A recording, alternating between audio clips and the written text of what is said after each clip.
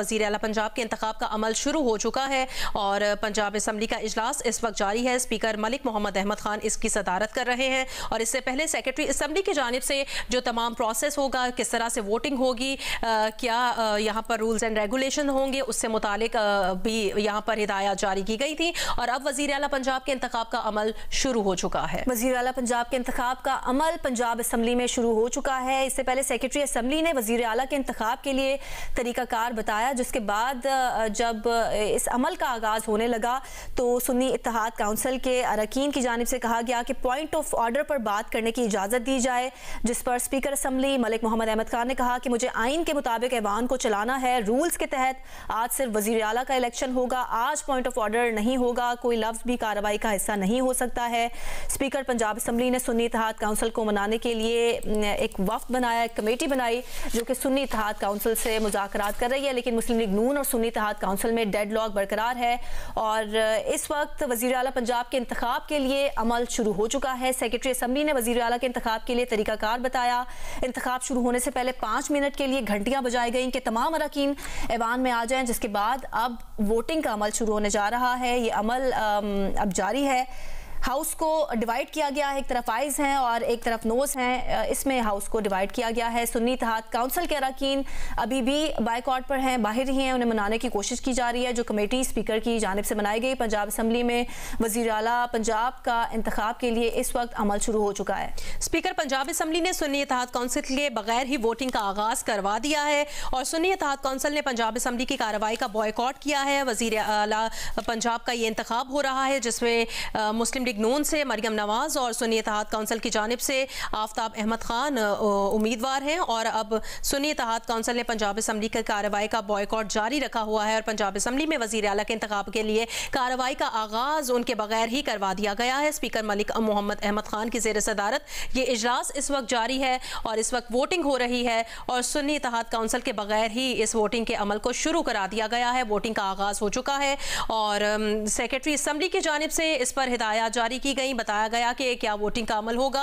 और किस तरह से वोट कास्ट किया जाएगा। हाउस को डिवाइड किया गया है, खुफिया राय शुमारी के जरिए वोटिंग नहीं होगी और इस वक्त वोटिंग का अमल जारी है। पंजाब असम्बली का इजलास मुस्लिम लीग नून से मरियम नवाज उम्मीदवार हैं, जबकि सुन्नी इत्तेहाद काउंसिल की जानिब से आफ्ताब अहमद खान उम्मीदवार हैं, लेकिन सुन्नी इत्तेहाद काउंसिल ने बॉयकॉट किया है और वो असम्बली से इस वक्त बाहर है और स्पीकर असम्बली ने इस वक्त जो तमाम कार्रवाई है और वोटिंग का आगाज़ सुन्नी इत्तेहाद काउंसिल के बगैर ही करा दिया है। मुस्लिम लीग नून और सुन्नी इत्तेहाद काउंसिल में डेडलॉक फिलहाल बरकरार है। पंजाब असम्बली में वज़ीर आला के इंतखाब के लिए कार्रवाई का आगाज़ हो गया है। सुन्नी इत्तेहाद काउंसिल के अरकान की गैर मौजूदगी में पंजाब असम्बली की कार्रवाई का आगाज़ हो चुका है। आज़म मलिक नुमाइंदा जियो न्यूज़ हमारे साथ मौजूद है। आज़म, कार्रवाई का आगाज़ हो चुका है सुन्नी इत्तेहाद काउंसिल के अरकान की गैर मौजूदगी में। जी बिल्कुल, सुन्नी इत्तेहाद काउंसिल के बगैर ही वज़ीर आला पंजाब के इंतखाब का अमल पंजाब असम्बली में शुरू हो चुका है। सुन्नी इत्तेहाद काउंसिल के अरकान वॉकआउट करके गए, लेकिन वो वापस नहीं आए। अपने वॉकआउट को उन्होंने बाइकआउट की शक्ल इख्तियार दे दी। यूजुअली होता यह है कि जब कोई भी पॉलिटिकल पार्टी या कोई रुकन ऐवान से वॉकआउट करता है तो उसको मनाने के लिए स्पीकर कुछ अफराद को भेजते हैं कि इनको मनाकर लाएं, उनके जो भी ग्रीवेंसेस है वो दूर किए जाएं। 6 रुकनी कमेटी ख्वाजा सलमान फीक, ख्वाजा इमरान नज़ीर, मियां मुश्तबा शुजा रहमान, खलील ताहिर सिंधु, सैयद शौकत भट्ट और अली हैदर गलानी, जबकि शाफी हुसैन मुस्लिम लीग काफ से जिनका ताल्लुक था वो उनको मनाने के लिए पहुंचे। राना आफ्ताब अहमद खान से मुज़ाकरात किए, वो ऐवान के गेट तक आए, लेकिन उसके बाद फिर वो वहां से वापस चले गए, जिसके बाद स्पीकर ने कहा कि आज का जो इजलास है अब वो सुन्नी इत्तेहाद काउंसिल के बगैर ही आगे बढ़ाया जाए। अब पंजाब असम्बली के ऐवान के तमाम गैलरीज के दरवाजे बंद कर दिए गए हैं। अब कोई भी रुकन असम्बली खास को ताल्लुक सुन्नी इत्तेहाद काउंसिल से हो, मुस्लिम लीग नून से हो, पीपल्स पार्टी से हो, ये किसी भी जमात से हो, वो अब ऐवान की कार्रवाई का हिस्सा नहीं बन सकता।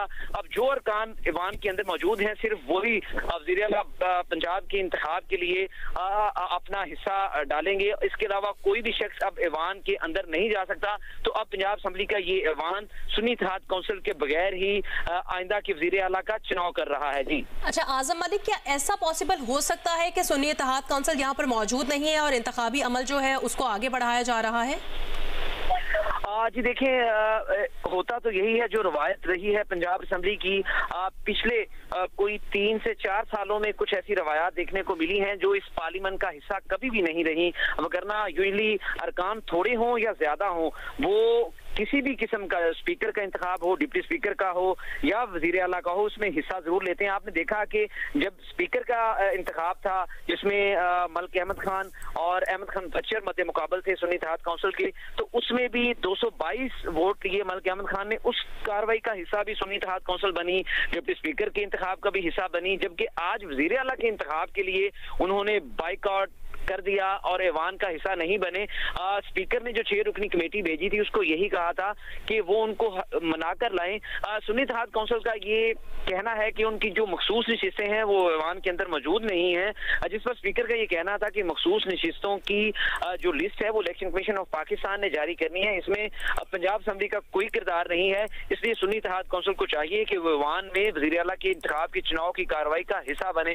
ताहम सुन्नी इत्तेहाद काउंसिल का ये भी कहना था कि उनके बहुत सारे अरकान को पंजाब असेंबली के मुख्तलिफ गेट्स पर रोका जा रहा है। इस पर भी सदाकत नजर नहीं आई, क्योंकि जो पंजाब असेंबली के 3 गेट्स हैं इसके ऊपर पुलिस तो तैनात है। पाकिस्तान मुस्लिम लीग नून, पीपल्स पार्टी, काफ लीग का कोई भी रुकन अपनी गाड़ी लेकर पंजाब असेंबली में दाखिल नहीं हुआ। सिर्फ जो 2 लोग थे, राना आफ्ताब खान और मरियम नवाज जो वज़ीर आला के उम्मीदवार हैं, उनकी गाड़ियों को अंदर आने की इजाजत दी गई। तो ये कहना कि उनके लोगों को रोका जा रहा है ये भी गलत है। अब तीसरी तरफ चलते हैं कि उनके उन अरकान को रोका जा रहा है जो पैदल अंदर आ रहे हैं, तो ऐसा भी हमें देखने में नजर नहीं आया। सिर्फ उन लोगों को थोड़ा खदशा था जिनके ऊपर 9 मई या जलाओ गिराओ के मुकदमात थे, लेकिन उनमें हाफिज फरद अब्बास कल डिप्टी स्पीकर के इंतखाब के लिए वो भी आए, परसों शेख इम्तियाज से जिनके ऊपर मुकदमात थे वो भी आए। तो अभी तक की जो मामलात हैं वो इस तरह से हैं कि सुन्नी इत्तेहाद काउंसिल जो है वो इजलास शुरू होने से पहले ही यूं लग रहा था कि जैसे एग्रेसिव मूड में है और शायद वो आज हंगामा करें या ऐवान के अंदर नारेबाजी करें, लेकिन उन्होंने नारेबाजी या ऐवान की कार्रवाई का हिस्सा बनने से पहले ही पॉइंट ऑफ ऑर्डर पर जब गुफ्तगू चाहिए कि हमें हमारे ग्रीवेंसेस सुने जाए, जिस पर स्पीकर ने कहा कि एजेंडे के मुताबिक आज के इजलास में कोई भी रुकन ख्वाह उसका ताल्लुक किसी भी पार्टी से हो, वो वज़ीर आला के इंतखाब के चुनाव के अलावा बात नहीं कर सकता। और अगर वो बात करना चाहेगा तो उसके लिए अलग से इजलास जब आएगा तो उसमें वो बात करे, क्योंकि आज का इजलास सिर्फ वज़ीर आला के इंतखाब के ऊपर है। इसलिए पॉइंट ऑफ ऑर्डर पर वो किसी भी रुकन को, वो सुन्नी इत्तेहाद काउंसिल का हो या नून लीग का हो, उसको इजाजत नहीं दे सकते कि वो बात करे। इस पर सुन्नी इत्तेहाद काउंसिल के अरकान जो थे वो ऐवान से वॉकआउट कर गए।